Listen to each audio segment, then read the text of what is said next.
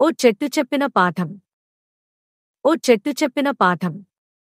రాహుల్ అనే యువకుడు ఎప్పుడూ తన జీవితం గురించి అసంతృప్తిగా ఉండేవాడు. నా వద్ద ఏవీ లేవు. నా జీవితంలో నేనేం సాధించలేదు అని బాధపడేవాడు. ఒకరోజు వృద్ధుడైన అతని తాతయ్యతో తన బాధను పంచుకున్నాడు. అప్పుడు తాతయ్య అతనిని ఇంటి వెనుక ఉన్న ఓ పెద్ద వృక్షం దగ్గరకు తీసుకెళ్లాడు. ఈ చెట్టును చూడు రాహుల్.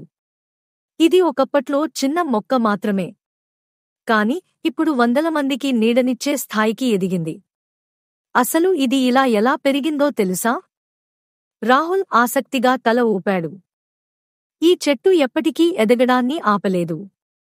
ఎన్ని వర్షాలు వచ్చినా, ఎన్ని గాలులు వీచినా, ఎన్ని సీజన్లు మారినా ఇది నెమ్మదిగా కాని నిరంతరంగా ఎదిగింది.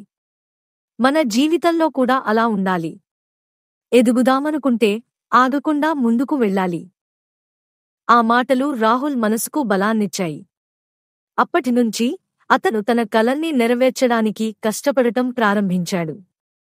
కొన్నేళ్లలో ఒక పెద్ద బిజినెస్మెన్గా మారి తాను ఎదిగినట్టు మరెందరికో అవకాశం ఇచ్చాడు. మొరల్: తప్పులు, కష్టాలు, విఫలాలు మన ఎదుగుదలకు అడ్డంకులు కావు. 3 అడుగులు వెనుకడుగేశామంటే అది పెద్ద దూకుడుకు సిద్ధమవుతున్నట్లే. ఏదైనా సాధించాలంటే ఆగకుండా, ఓర్పుతో, పట్టుదలతో ముందుకు సాగాలి.